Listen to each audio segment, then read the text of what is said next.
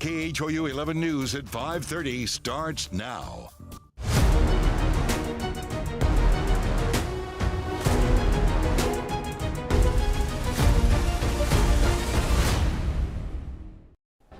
Hello and good Sunday afternoon to you. I'm Cheryl Mercedes and she's Sherman Chow. We are all about the Astros. The team will earn another trip to the World Series with a win tonight against the Rangers in Game 6 of the ALCS. Oh man, we are here in the Crawford boxes with some dedicated fans. Take a look at, all right. How many of you all were up in Arlington this past week?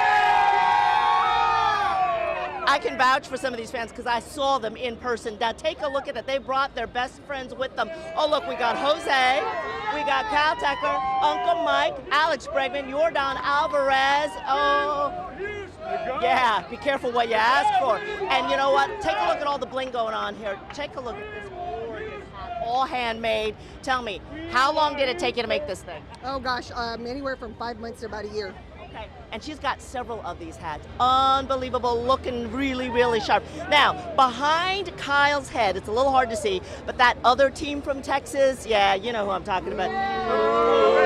Okay. They are taking BP back there, and so those of us up here in the Crawford boxes, we got our whats? We got our gloves, baby. Show them to me, right? Hoping to catch a home run ball. Look, he's ready. He's even got his champagne goggles just in case they are needed. All righty. So tremendous bling out here as you saw from this lady. I'm going to show you one more thing before I go. Sorry. Check that out, huh? A very nice fan, just a few seats down, just gave this to me. Okay, it's not maybe as glitzy as the Astros hat right there, but you know what? I'm trying to keep up, Cheryl. What do you think, huh? Hey, Sherman, I tell you what, the Astros and Sherman Chow knows how to draw a crowd. That's fabulous. Thank you so much. Looking forward to checking in with you a little later. All right, let's turn things now to meteorologist Tim Pandages. And Tim, how is that weather shaping up for tonight and the work week? Yeah, roofs closed out at Minute Maid tonight, but on into Minute Maid Park this evening, 80 degrees around 7 o'clock. And by the time things wrap up with hopefully an Astros clinch, cloud cover out there, but 77, so not too bad at all. No rain in the forecast for this evening. Highs today topped out at 87, down from our high of 93 yesterday, but still well above where we should be. 81 is normal for the 22nd of October, and it's still in the mid-80s out there right now. Change from yesterday, dew points. They are much higher, noticeably higher than yesterday, feeling much more muggy out there with our winds coming in out of the east-southeast off the Gulf of Mexico. Still 85 at Tomball, nearly 90 at Brenham this hour, upper 70s at Wharton, mid-80s at Conroe, over to Huntsville, and 82 in Galveston so far.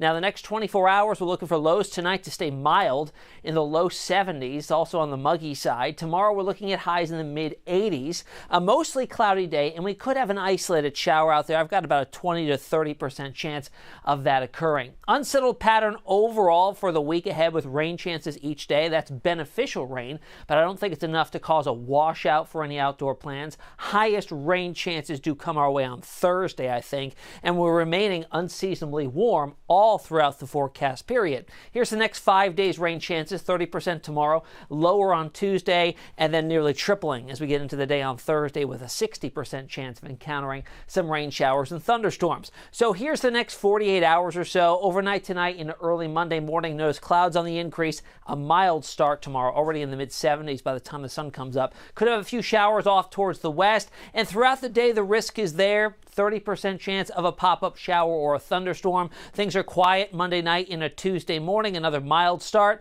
and again we run the slight chance. I've got only a 20% risk on Tuesday. More sunshine as well, and I think we get back into the upper 80s for Tuesday afternoon, even threaten the 90-degree mark, and still mild and muggy into the day on Wednesday. Overall, the long-range pattern does look to shift. A ridge of high pressure that's brought about the unseasonably warm conditions pushes farther to the east, and that's more of an issue for the southeastern United States. Back off to the west-northwest, it's looking like a trough developing, and that's going to allow cooler air to to pour south and eventually make it into Texas. We're looking around the time frame of Halloween for a big drop in our temperatures, and you could see that in the next 10-day stretch here. Above average all the way through next weekend, and then a big drop coming our way just in time for Halloween with temperatures in the upper 60s at most. Some long-range models are much cooler than that. We could use the rain. Updated drought monitor report still shows severe to extreme drought conditions, and we'll get our chances at rain throughout the week coming up.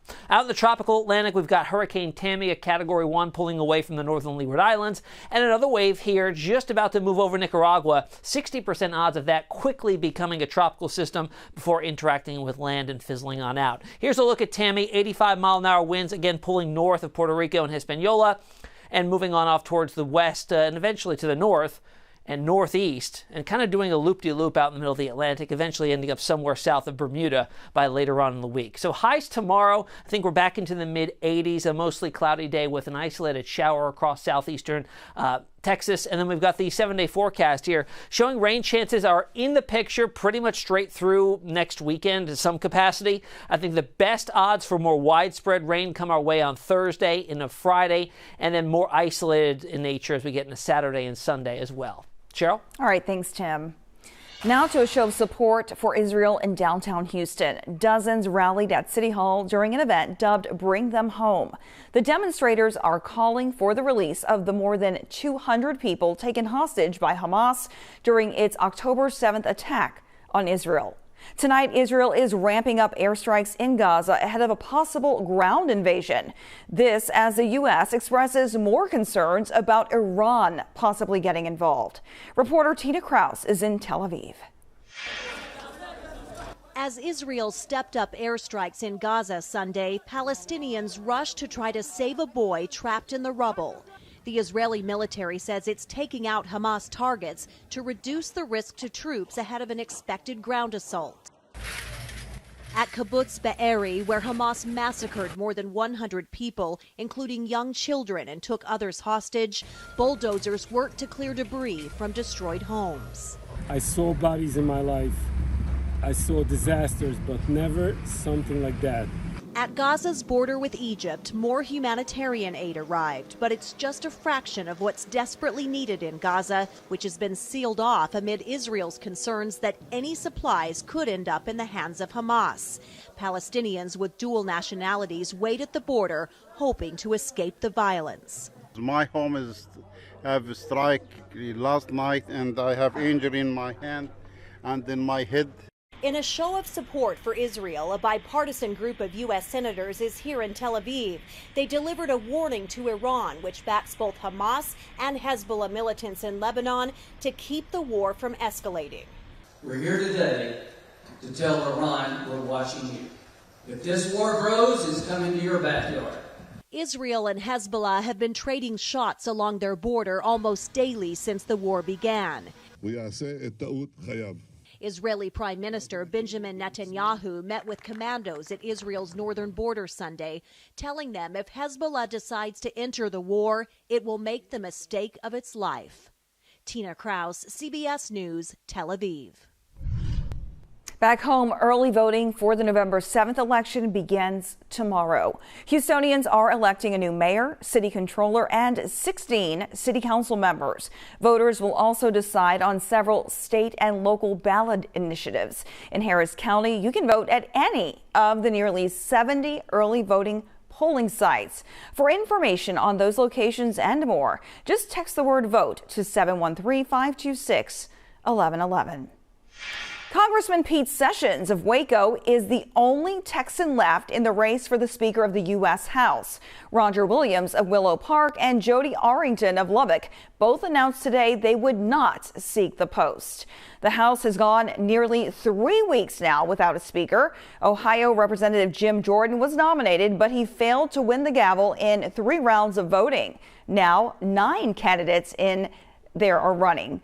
Republicans are expected to pick their new nominee on Tuesday morning.